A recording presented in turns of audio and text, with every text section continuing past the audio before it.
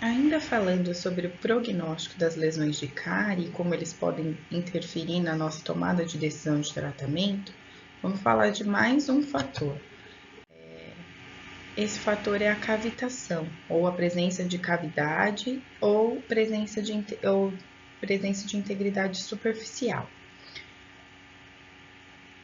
Como vocês podem observar aqui nesses cortes histológicos, na lesão A, nós temos uma lesão não cavitada, já em dentina, e na lesão B, nós já temos uma cavidade também em dentina.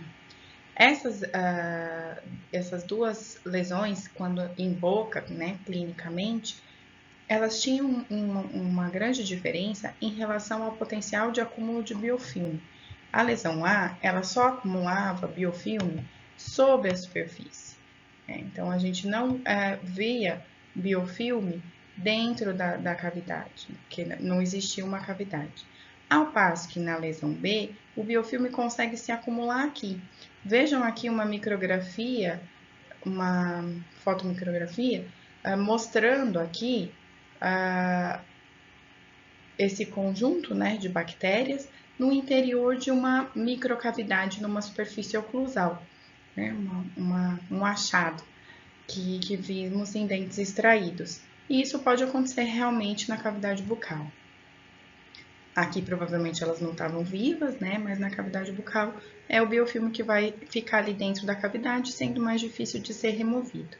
Devido a essa diferença que as dois tipos de lesão têm, a gente vai ter também uma diferença, então, no prognóstico, na velocidade de progressão dessas lesões, e influenciar diretamente na tomada de decisão de tratamento.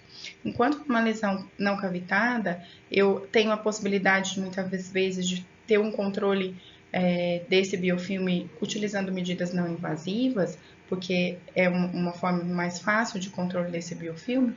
Na lesão cavitada, isso fica mais difícil, não é impossível.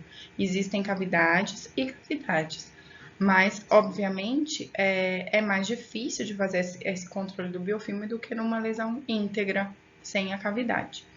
Se a gente parar para pensar ainda, a oclusal pode ser diferente de proximal e diferentes cavidades na oclusal também podem ter diferentes prognósticos.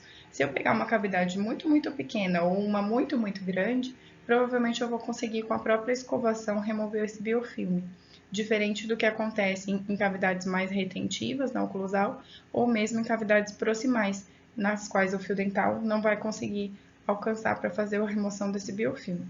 Então, acredita-se que essas cavidades proximais e as cavidades oclusais mais retentivas acabam também tendo um prognóstico pior do que outras lesões cavitadas, como eu dei aqui de exemplo. Então, por isso, esse é mais um fator que influencia na nossa decisão de tratamento, por estar diretamente relacionado ao prognóstico e à velocidade de progressão das lesões. Novamente, retomando aquele estudo que vimos no vídeo anterior, aqui nesse gráfico de sobrevida, o que podemos observar? Que lesões não cavitadas, como essa aqui que vocês veem no canto superior, elas tendem, aqui nas linhas novamente, azuis e verdes, tenderam a progredir mais lentamente, então o degrauzinho demora mais para baixar e em menor quantidade. Então, após 4 anos, a gente ainda tinha uma progressão, na pior das hipóteses, aí, de menos de 40% dessas lesões. Ao passo que as lesões cavitadas, como essa daqui, às vezes não, essas não eram francamente cavitadas, porque as francamente cavitadas acabaram sendo restauradas e não acompanhadas. O que nós vemos? Que elas têm um padrão de progressão também diferente. E aí vocês podem me perguntar, muitas vezes, essas lesões cavitadas não estão em dentina? Sim, elas podem estar. Algumas dessas lesões microcavitadas, como essa aqui, elas já estão em dentina, cerca de 50% dos dentes descidos, por exemplo.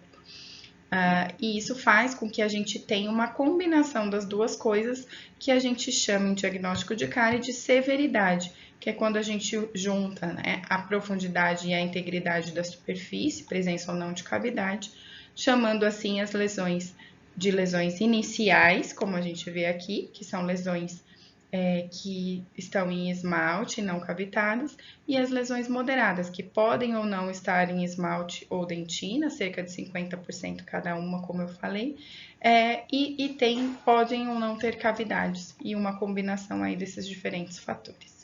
Então, esse é uma das coisas que nós vamos prestar atenção, então, que pode influenciar no prognóstico e na nossa decisão de tratamento consequente.